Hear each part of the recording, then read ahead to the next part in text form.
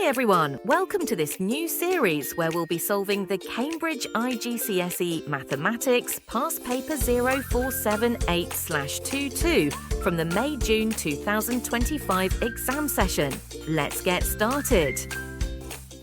Question number 6, part B. Solve the equation 2 times. 5y minus 1 equals 24. Since the entire left-hand side is multiplied by 2, we can start by dividing both sides of the equation by 2.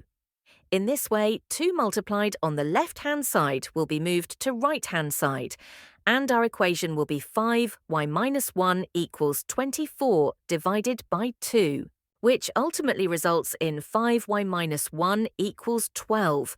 Now to move minus 1 to right-hand side, and it will become plus 1. In fact, it's a result of adding 1 on both sides. So our equation will be 5y equals 12 plus 1, which means 5y equals 13.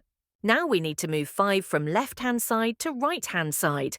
So dividing both sides with 5 will result in y equals 13 divided by 5, which is equivalent to y equals 2.6.